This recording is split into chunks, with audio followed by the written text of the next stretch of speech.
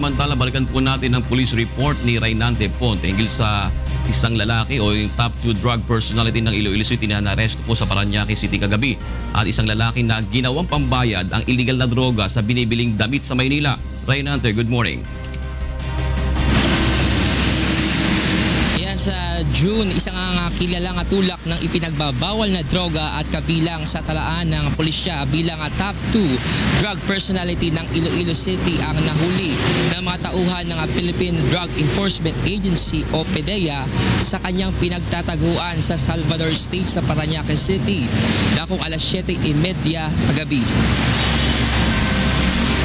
Si Edney Jimena na may alias Eping na taga-barangay Bakhaw, Mandurriao, Iloilo City ay naaresto ng mga operatiba sa pamamagitan ng warrant of arrest sa kasong paglabag sa RA 9165 o Comprehensive Dangerous Drugs Act of 2002. Ayon sa mga otoridad, sumuko na ito last 2016 sa Oplan, Tukhang at sinurrender nito ang kanyang mga baril. Nang balikan ng mga pulis sa kanyang bahay sa Iloilo para iserve ang warrant of arrest ay tumakas ito. Kabilang din dyan si alias Iping sa Prevendido Drug Group kung saan tiyuhin nito ang leader ng grupo na si Richard Prevendido na patuloy pa rin pinaghahanap ng mga otoridad. Samantala, hindi naman inaakala ng tindero ng mga damit sa Blooming Street Corner, Felix Huerta Street sa Manila na gagawing pambili ng isang lalaki ang illegal na droga kapalit ng sando at short na kanyang tinda bandang alas 8:30 kagabi. Kwento ng tindero na si alias Robin, tumawad pa ito sa kanya dahil nagkakahalaga ng 200 piso ang kanyang mga napili. Ilang sandali binulungan na siya ng sospek na siya bunaraw ang kanyang ipambabayad. Dahil miyembro June ng Citizen Crime Watch ang tindero sa lugar, ay agad niyang pinaaresto ito sa mga taga-barangay at polis. Nakumpiska sa sospek na si Brenhar Castillo ang siyam na sachet na hinina lang suspected shabu na nagkakahalaga ng 5,000 piso. Arestado din ang 2 lalaki na kinilalang sina June Pagulayan at Samad Sale matapos maaktuhan ng BPSO ng Barangay Socorro na nagpapat session ng mga ito sa bakanteng lote sa number 67 8th Avenue sa Cubao sa Quezon City. Bandang alas 4 ng hapon nahuli ang mga sospek nang isumbong ang mga ito sa isang concerned citizen sa mga otoridad.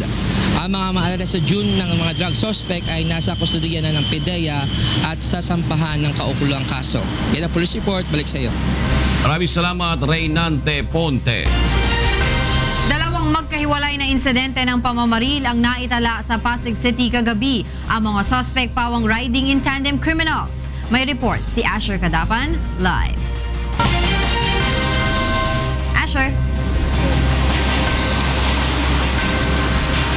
Yes, Angela, isang lalaki ang pinagbabaril umano ng mga lalaking nakamotorsiklo sa Katimugan Street, sa Karangalan Village, sa Manggahan, Pasig City, bandang alas 11 kagabi.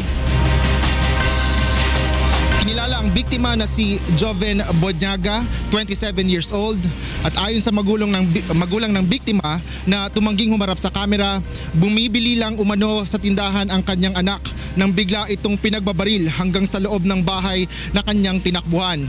Dagdag pa nito, tumigil na umano si Joven sa paggamit ng ipinagbabawal na gamot noong Nobyembre ng nakaraang taon. Tumanggi na ang mga kaanak ng biktima na ipa-autopsy ang bangkay. Samantala sa di kalayuan sa Giabano Street sa Napico, Manggahan, bandang alas 11 din kagabi, isa pang lalaki ang pinagbabaril ng umano'y mga riding in tandem. Kinilala ang biktima na si Aldrin de Guzman, 24 years old, at ayon kay Elisa de Guzman, sinunsundan umano ng mga di pa nakikilalang nakamotorsiklo ang biktima habang sakay ng bisikleta at bigla na lamang itong pinagbabaril. Itinanggi rin naman ng mga biktima o itinanggi ng ina ng biktima kung gumagamit ito ng illegal na droga. Wala pang pagkakakilanlan sa mga suspect at patuloy pang iniimbestigahan ng mga otoridad ang nangyaring insidente. Balik sa iyo, Angela. Maraming salamat sa iyo, Asher Kadapan. Live na nagulat mula sa Pasig City.